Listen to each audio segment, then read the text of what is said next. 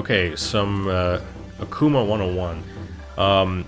So I'll go over a couple of like his standout normals. A lot of the Shotos have similar normals, and some of the strong ones are the sweep is like a really good whiff punish tool. Goes really far, knocks down, decent damage.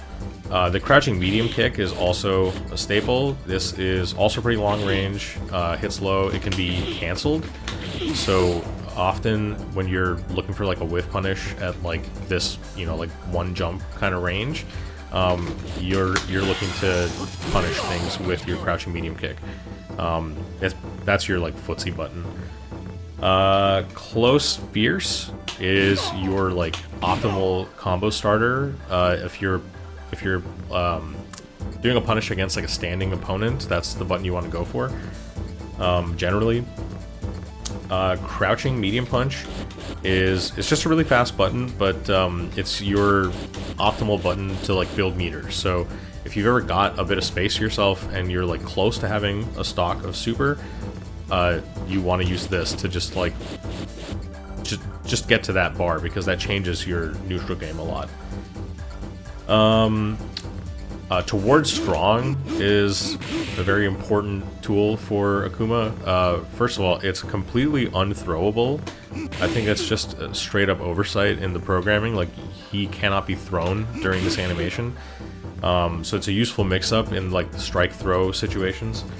It's an overhead, it hits twice. Multi-hit stuff is always good because it blows up parries. So if someone expects you're gonna hit a button on like Oki or something, and they go for a parry and then immediately try to like do a DP or something, they'll probably just like parry the first hit and then get hit by the second. The other thing that's really significant about it is it's also his Kara button, and Akuma's Kara throw is really good. It's a big part of his neutral game as well. So you'll be like standing at this range, like Akuma and Ryu, I think their throw range is the same, so if I can't grab him from here, he can't grab me either, but if I can Kara throw, then it's in my favor. Lastly, as far as normals, his dive kick. So when you're forward jumping, pressing down and medium kick after the peak of your jump will give you the dive kick. If it ever connects from like the waist down, you can combo out of it. If it hits higher than that, it won't combo, and it's actually unsafe. So you don't ever want to hit this dive kick like too high. Like, you don't want to be hitting people's like shoulders or heads. You'll probably just get thrown when you land. Okay, his specials. So he's got the Hadoken, he's got the air Hadoken as well. You can do it in any jump direction. Really, really strong tool for Akuma. Jump back fireball is like an insane zoning tool. It can be punished, like if you're getting too obvious with it, people can like dash under the fireball depending on the range that you do it from. But generally, it's just a really safe option to retreat with, and you can change the timing a lot too. Something I see a lot of beginners doing is like this. You don't want to do that. If you do the fireball too early in your jump, the thing is, after you do your air fireball, you're in a state in the air where you can no longer parry and you can't press any other buttons. So if you throw one like too early and they parry it and you're still in the air, you're just gonna eat shit. Like, they can punish you every time. By doing it like very late is just a crazy mix. Like, Akuma's air mix game is out of control. Like, he can empty jump at you with like a parry buffered, and like again land at this range where you can't throw him, but he can still Kara throw you. He can jump and then dive kick, and that like changes the timing of that jump in. So once you jump and they react to it, they still have to watch out for like whether you're gonna like jump in with a button or dive kick, which is faster. Or you can do like a really late fireball and then have this like super meaty setup where even if they parry it, they can't punish you. They still have to like deal with whatever you're gonna do next. And there's just like infinite options. So you can like fake your fireball as well. Like, a common thing is like you'll do fake fireball and then overhead. There's no special input for the fake. It's just doing it like too low to the ground for it to come out. So yeah, you can get really creative with your options there. You can do like I don't know, even if you do like a high dive kick and they want to throw you, you can like backdash out of it, and then when they whiff throw, you get like a full punish. Yeah, tons of stuff like that. So yeah, Air Fireball is super strong. His DP is also really strong. So Akuma's DP in this game is multi-hit. The jab one only does 1 hit. Strong does 2. Fierce does 3. Again, that's good and bad because it can blow up parry attempts, but at the same time, this type of thing can happen where you'll hit like 1 or 2 hits and then the rest will whiff and it won't knock down and you'll get hella punished. That won't happen with the jab DP because as long as that first hit connects, it will knock down. So that's something worth keeping in mind. His Fierce DP is fully invincible on the first active frame. For most other characters, to have a fully invincible reversal, they have to spend bar for an EX version of one of their DPs, but Kuma gets it for free. But again, like if they're shimmying, you might have that situation where like you only get the first or second hit and then you're gonna get blown up. He's got his Tatsu. Light Tatsu is like your main combo tool, so it pops them up and then you can finish the juggle with like a DP or with a hard Tatsu, which gives you a ton of like corner carry and yada yada. I'll get into the BMBs later. The medium Tatsu and heavy Tatsu hit a lot earlier, so with a light Tatsu, there's no hit in the beginning. It's only like once you do the full spin. With medium and heavy, it hits like immediately. So you can use it as like kind of a reversal. It's not invincible, obviously, but you can kind of get out of some sticky situations with that. Sometimes it's kind of tough to deal with, but I really wouldn't rely on it because it can be punished. The medium Tatsu can also be comboed out of, so you can juggle into medium DP or into hard Tatsu. And if you do juggle into medium DP, you can also combo that into his super. Not a ton of damage, but I'll go over like setups you get out of that later. He's got Demon Flip, which is Dragon Punch motion and kicks. And from the Demon Flip, you can do a dive kick by pressing any kick button. You can do this like palm attack, which knocks down. You can do a slide by doing nothing, and you can do a throw by pressing throw. The dive kick is really good, and the kick is also the button you want to use to get an empty flip, which is you just press it like right as you're about to land, and you can see like after I land, I'm able to act pretty much immediately. If you use a punch instead, that delay there was not me waiting. I'm holding up the whole time. You're just like stuck in recovery after using the punch. The punch is absolute dog shit. Literally never use this. There isn't even like a niche scenario where you might want to use this. If you ever see an Akuma player use this, they were trying to grab. The grab is a really good mix-up, and it makes his Demon Flip really scary. So if you're just like pressuring someone, like as soon as you do that Demon Flip, you know, could be an early dive kick coming, it could be like empty into throw, could be the dive kick throw, or sorry, the Demon Flip throw. There's a lot of stuff you can do, but again, when you're in your dive kick, or sorry, your Demon Flip animation, you can't parry. So you can't be too liberal with it because they can, as soon as they recognize that you're doing a Demon Flip, they can just rip a DP and you have no defensive option. And then finally there's the teleport. The teleport is DP motion either toward or behind, with either 2 or more punches or 2 or more kicks. So you can do it in both directions. The punch versions go full screen. The kick versions go like half screen. You're fully invincible on the first frame that you do your teleport. So if you are like knocked down in the corner, and they've got Oki, you can wake up, teleport to get out. And if they go for like a meaty or something, it won't hit. But again, you got to be careful because if they're expecting you to teleport, because it's very common, they can punish it. Okay, so let's go over some combos. So, like I said, your optimal combo starters are either going to be your close fierce. Anytime you can do a combo that starts with close fierce, you want to. This is your best damage and stun. Otherwise, if they are slightly far away, you want to use your crouching medium kick. And you always want to try to get a combo into your light Tatsu for the best damage. When you're jumping in, either Fierce or Roundhouse are fine. They're both really good. So you might go for like a combo like this. You might notice I did crouching Fierce instead of standing. The reason I'd go for crouching Fierce sometimes is that there's less pushback. So let's say I wanted to do something like, you know, I can do a combo like that where I do Fierce into DP immediately. If I were to like jump in and then do Fierce into DP, it whips because it pushes Ryu back too far. So a button like crouching medium kick pushes them back less, so that makes this combo work. So that's something to keep in mind. Depending on the character, you might have to adjust some of these combos for that pushback if they're dropping. So I would just lab that versus various characters.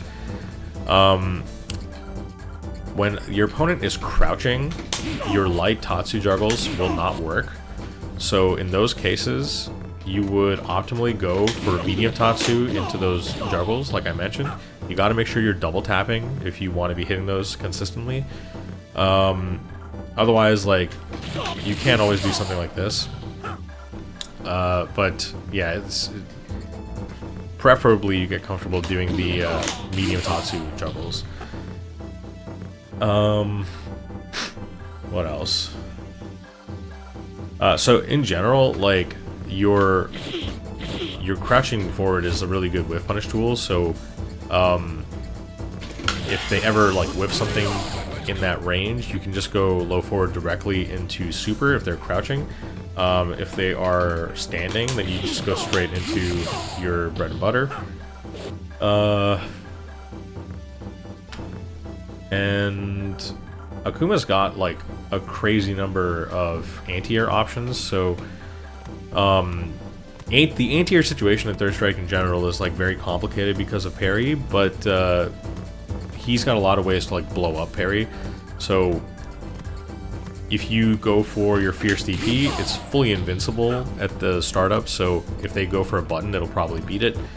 You can blow up anti-air parry attempts by going for something like jab into Tatsu, and there's actually juggles out of that as well, so I can do that straight into like super. I can do that whoops, into like dash and then DP. If you can react to your opponent jumping at you, you can just instant air Tatsu, and then you get juggles out of that as well. In general, with like the juggle stuff, I wouldn't worry too much about it yet. But something I see a lot is like people will hit a Tatsu and just go for something like that, right?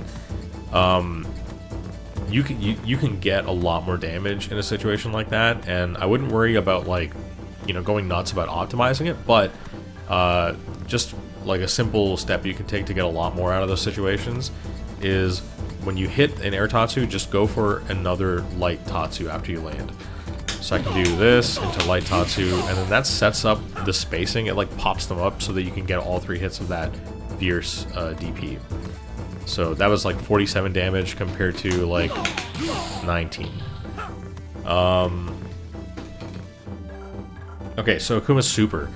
One of the strengths of this super is just how tall it is for a projectile super, so this is also a really, really good anti-air super. I would practice reacting to people jumping at you and then just like supering them. If they start parrying it in the air, again, you can blow up their... Okay, bot sucks, I guess. You can blow up their attempts to parry by just jumping at them with an air Tatsu. So most of the time, like, people shouldn't even be trying to parry that. They should parry like 1 hit and then just eat the rest, because if they let you go for that Tatsu juggle afterwards, it's going to be even worse for them. So Akuma's got a couple of really good confirms into his super, and these are definitely worth practicing. So your close forward can be linked into Super 1, and this is kind of strict. Is my meter bugged? Weird. That was too slow. That was also too slow. Yeah, you want to piano your super to get these. Just lab this for a little bit. It's really strong, confirm. Another is the crouching short, and this is why it's important that this button chains, so you don't have to like time a link between those shorts. You can kind of just mash short, and then react to them hitting with the super. So the way that I would do these hit confirms is press the button, and I'm doing like the full super motion, and I'm reacting to whether it hit or not, and that's when I press the punches. So same thing with the short, you can just press short, and then do the full motion. And because you're able to like buffer the shorts, you actually have a lot of time to do the super motion after you input the 2 shorts. So I would definitely lab both of those. They're very important. Against some characters, you can also do short jab short, and you get a little bit more time. And it does like 1 extra point of damage, but in general, like definitely get comfortable with short because that works like universally, and your close standing medium kick.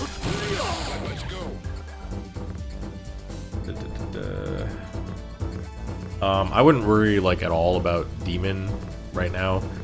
The input for it is jab toward short fierce. I could make a whole other video about Demon and how to use that. KKZ is kind of interesting. So this is his other like hidden super. It's down, and then 2 or more punches.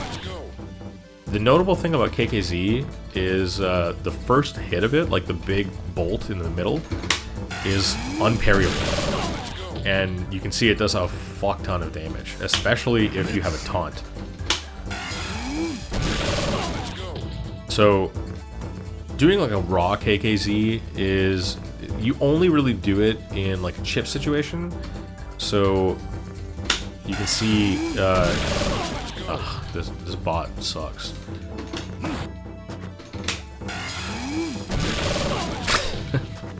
Alright, let me try blocking it manually. Yeah, so like quite a bit of chip damage. The only other time you would use this is after doing an air reset, because that first hit is unparryable, and if they're still in the air, it's unavoidable. So this, that's actually a combo. So again, kind of niche, worth learning eventually. I wouldn't worry about it too much for now, but it's worth knowing about.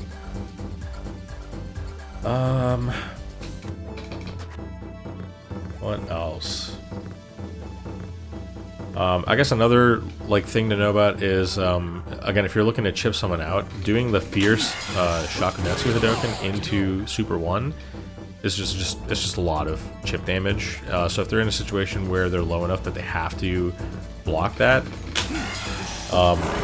you can see how much damage that does. It's about as much as like, I don't know, like three or four jabs.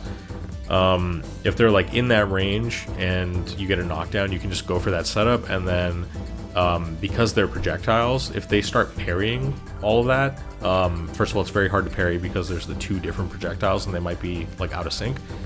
But even if they do parry all of it, you have time to just walk up to them, and then you can like throw in more moves for them to parry, or you can like throw them, and you can't parry, and like if you're parrying, you're gonna get thrown, so they'll have to like do a hard read and try to attack or start blocking or whatever. So yeah, it's another noteworthy setup. Yeah, honestly, I think that about covers it. I think in general, when you're playing this character, one of his strengths is that he's like a super good zoner, but then he can be very aggro and has like a really, like, he has so many tools. He has a lot of, like, a really powerful mix-up game. And personally, I think one of his biggest strengths is how you're able to switch from that like super defensive zoning mentality to super aggressive rushdown mentality, like on a dime.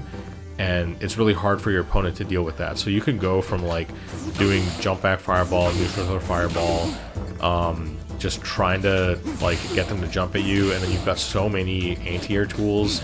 Your Super 1 is like a super good anti-air. You've got Air Tatsu and stuff like that. And after like spending half a round keeping them out, you can just like go ham. Like there's so much potential for the rushdown as well. You can't get too crazy with it because he's got such a small life bar and it's really punishing to get caught. But like movement is like how you make it all work. His movement is crazy strong. So between like teleport, demon flip, his dive kick, he's got like a pretty fast dash. Like he can just be really, really slippery. So yeah, like you don't want to get hit, obviously. Focus on zoning and focus on like reacting to jump-ins and stuff like that. And on the offensive, like you can get really creative with his mix-ups. And then I guess the last thing I'll mention is eventually you want to practice doing confirms off of his UOH, his universal overhead. So like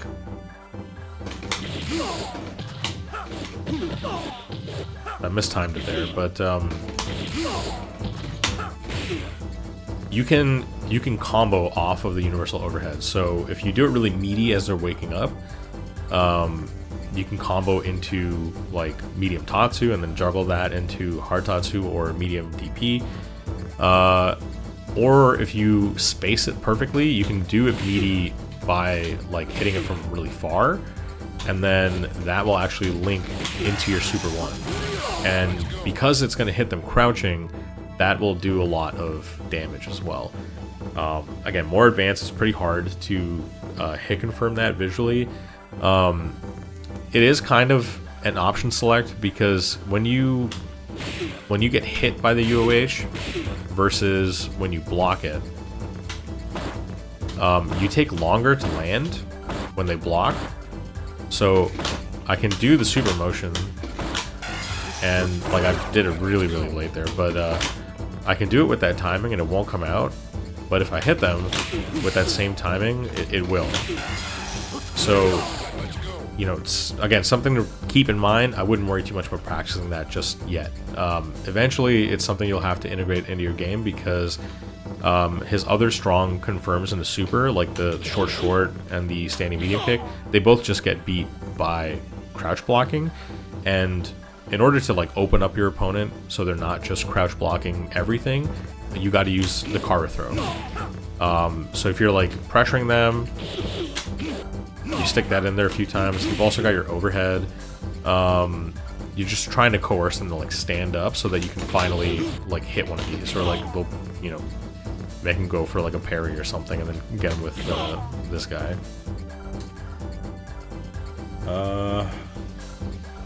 Yeah, I think that's about it.